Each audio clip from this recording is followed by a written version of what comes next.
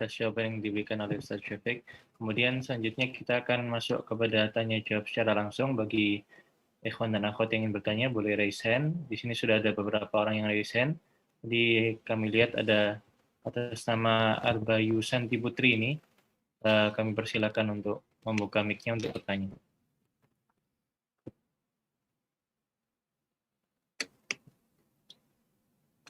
Assalamualaikum warahmatullahi wabarakatuh. Waalaikumsalam warahmatullahi wabarakatuh. Barakallahu fiik. Naam, tafadhali. Ya, Ahwan Ustadz, Ana mau bertanya tentang bagaimana caranya agar kita punya akhlak yang baik, tapi tetap istiqomah. Karena ada beberapa orang yang akhlaknya tadi itu baik, Masya Allah, qadarullah, beberapa bulan kemudian berubah menjadi pribadi yang akhlaknya itu justru jauh terbalik dari akhlak yang baik yang awalnya beliau punya itu Ustadz. Jazakallahu khair Ustadz. Masya Allah, barakallahu fiik. Nah, mahibati fillah. Hati kita itu di tangan Allah Azza wa Jalla. Allah membolak-balikkan hati kita sesuai kehendaknya. Kalau tadi dikatakan bagaimana kita supaya istiqamah. Yang pertama doa. Minta sama Allah Azza wa Jalla. Ya muqallibal qulub thabbit qalbi ala dinik. Minta. Karena bisa berubah. Dan di antara yang dapat merubah akhlak kita dan karakter kita itu penyakit. Orang yang awalnya sehat kasih sakit, dia jadi marah-marah. Nggak sabar.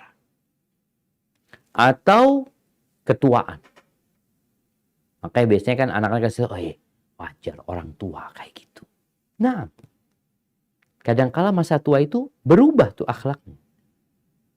Atau kekayaan dan kefakiran. Ketika dia fakir, Masya Allah akhlaknya mulia. Ketika kaya jadi sombong. Ada yang sebaliknya, ketika kaya dia baik, mulia. Ketika dia jatuh, bangkrut, dia putus asa dan mau bunuh diri. Maka cara kita adalah berdoa memohon kepada Allah. Karena hati kita di tangan Allah Azza wa Jalla. Kemudian yang kedua, kita perlu ditanamkan kepada hati kita. Kenapa anak berakhlak mulia?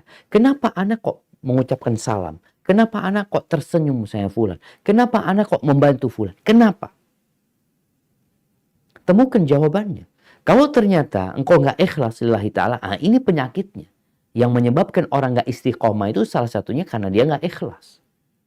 Dia berharapkan balas budi. Tapi ternyata orang-orang tidak menanggapin dia dengan baik, akhirnya dia jadi buruk. Maka agar ikhlas setelah berdoa, kita tanyakan. Kita jaga keikhlasan kita kala kita bermuamalah. Terus jamaah, ya, kita perlu untuk senantiasa datang ke majelis ilmu.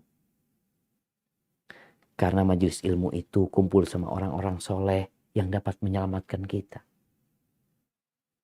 Bisa jadi dia berubah akhlaknya karena kawannya berubah. Lingkungannya berubah. Dia malah berpendapat agama apa ini.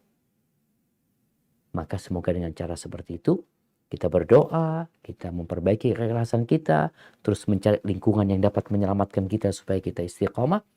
Semoga dengan cara itu kita bisa mati husnul khatimah di atas husnul khuluq, di atas akhlak yang mulia. Hadza wallahu a'lam bissawab. Jazakumullah khairan, ya Ustazna. Kemudian kita masuk ke pertanyaan selanjutnya. Di sini sudah ada beberapa yang raise hand. Kami persilakan atas nama Cici untuk membuka mic-nya.